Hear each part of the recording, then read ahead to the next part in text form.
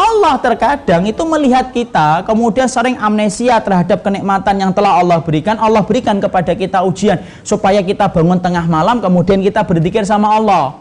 Banyak kan orang ketika lagi diuji kemudian khusyuk sholatnya.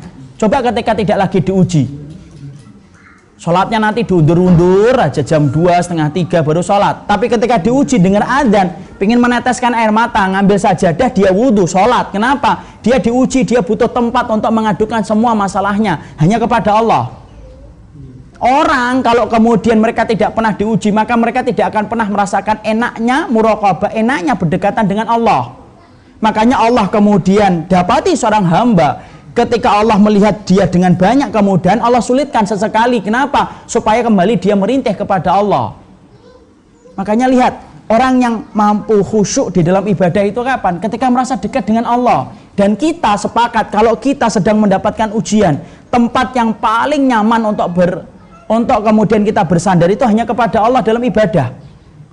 Makanya Allah mengatakan fa'akhadnahum bil ba'sa'i wad-dharra'i la'allahum yatadarraun.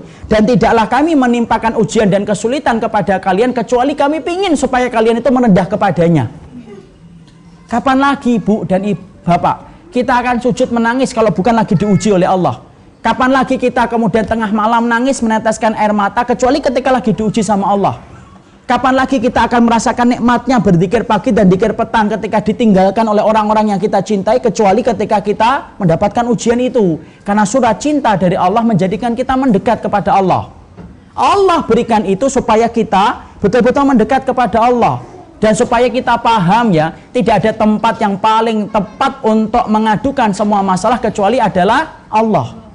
Innama ashku basi wa husni ilallah. Persis kayak Nabi Yakub, aku hanya melaporkan keluh kesah hatiku dan keletihanku hanya kepada Allah. Kenapa? Itulah waktu yang paling nikmat ketika berdoa dengan Allah, ketika mendapatkan ujian yang banyak dalam hidupnya.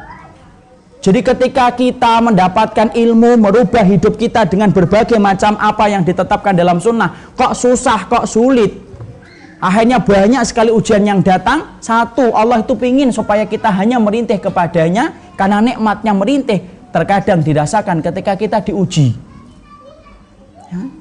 Jadi yang ketiga, kenapa Allah berikan ujian itu kepada kehidupan kita? Supaya betul-betul kita merasakan rintihan kita hanya kepada Allah. Dan Allah itu cinta kepada hambanya yang merintih kepadanya ketika Allah berikan kepadanya itu ujian ya. Karena Allah itu apa? Zat yang sangat pecemburu ketika makhluknya banyak sibuk dengan urusan-urusan yang tidak ingat kepada Rabbnya. Allah timpakan ujian supaya kembali kita merintih kepada Allah. La'allahum yatadarraun, supaya kembali dekat kepada Allah. Jadi Masya Allah, inilah yang menjadikan akhirnya faham. Kalau tiba-tiba kita disulitkan didik anak, disulitkan menghadapi suami, disulitkan menghadapi istri, tidak ada yang Allah inginkan supaya kita lapor hanya kepada Allah dan menyampaikan hanya kepada Allah semata. Karena Allah cemburu apabila kita sibuk dengan urusan-urusan yang bukan datang darinya. Ini yang ketiga. Yang keempat yang kita harus paham, kenapa Allah itu menyulitkan kita dalam hidup setelah kita menetapkan sunnah menjadi jalan kehidupan kita. Kalau orang itu terlalu gampang hidupnya, maka bisa jadi kenikmatan akhiratnya itu tidak terlalu terasa. Tapi orang ketika sudah banyak diuji oleh Allah, Masya Allah, maka kematian itu menjadi tempat istirahatnya. Rohatan lahu. Ada orang yang mereka itu mati menjadi tempat istirahatnya. Kenapa? Dia istirahat dari beratnya perjalanan ketika dia taat dalam kehidupan di dunia. Makanya kan kita minta, ya Allah jadikanlah kematianku menjadi tempat istirahatku. Kenapa? Karena akhirnya setelah kita mati, ujian yang dulu Allah berikan di dunia selesai, tinggal mengambil buah yang manis ketika kita mendapatkan kematian. Coba kalau kemudian terlalu kita digampangkan terus, malah akhirnya kemudian kenikmatan itu akan terasa tidak maksimal. Orang yang kebanyakan makan, akhirnya nikmatnya makan itu hilang. Coba kalau kita makan ayam terus, kan bosan akhirnya. Makanya di Jakarta itu ayam itu dibuat berbagai macam nama supaya menarik konsumen. Ada ayam kremes, ada ayam lepas, ada ayam manis. Orang sudah bosan dengan ayam, dibuat nama supaya tampak lezat. Tapi tetap kalau sudah terlalu banyak makan ayam, lezatnya ayam itu hilang. Coba kalau kemudian kita jarang makan ayam, akhirnya makan ayam itu nikmat. Sebagaimana ketika kita minum kalau kita lagi tidak puasa, Masya Allah minum itu akan biasa nikmatnya. Tapi ketika kita seharian puasa, kemudian ketika mendengar adzan, minum itu terasanya sangat nikmat, betul. Kenapa terasa nikmat? Sama-sama minumannya. Karena kamu sudah menahan diri ketika kamu satu hari tidak minum. Allah memberikan kepada kita ujian, itu salah satunya supaya betul-betul kamu menahan diri, supaya maksimal nikmatmu nanti di akhirat, supaya ketika kamu mati, kamu betul-betul merasakan kematian itu menjadi tempat istirahat. Jadi Masya Allah, inilah yang menjadikan kita harus memahami, kalau kita cintamu diuji oleh Allah kepada Ar-Rahman, ketika kamu telah menetapkan jalan ilmu dan jalan sunnah, jangan pernah berpikir orang yang mengamalkan jalan sunnah itu akan gampang. Siapapun orang yang menyangka setelah dia mendapatkan sunnah akan gampang hidupnya, berarti ketika membaca surat Al-Baqarah, dia melompati ayat 214.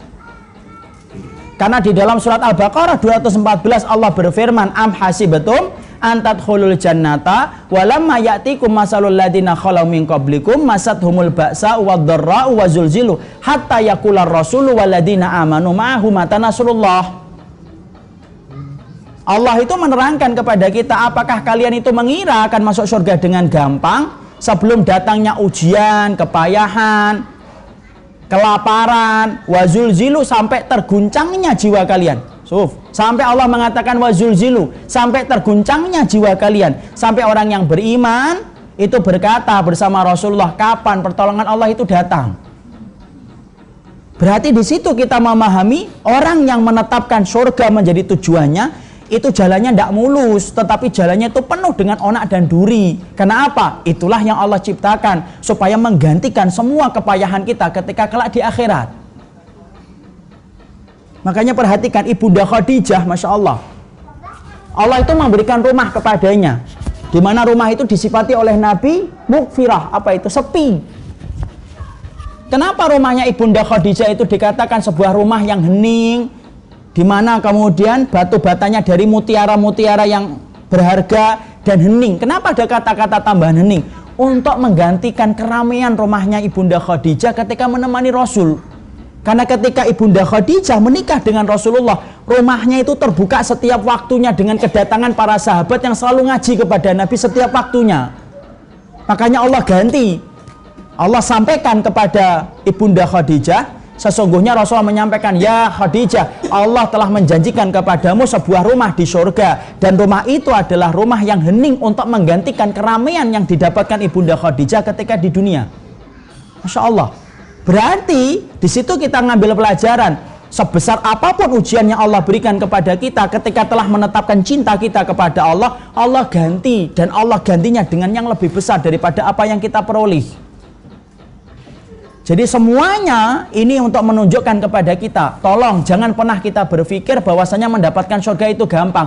Lawang mendapatkan rumah di dunia aja susah kok. Berapa banyak orang itu ingin mendapatkan rumah di dunia, Masya Allah. Dia nyicil setiap bulannya sampai 15 tahun hanya untuk mendapatkan rumah di dunia. Kalau mendapatkan rumah di dunia saja nyicilnya sampai 15 tahun, apakah kita mengira mendapatkan rumah di surga itu lebih gampang daripada rumah di dunia? Itu lebih susah. Dan Allah jadikan itu, Allah ujikan kita ketika kita mencintai Allah dan ingin mendapatkan rumah di surga. Allah berikan kesulitan supaya kita tidak salah, bahwasanya kita ketika dicintai oleh Allah, cintanya Allah itu beda dengan cintanya makhluk. Cintanya Allah itu akan betul-betul menguji kita.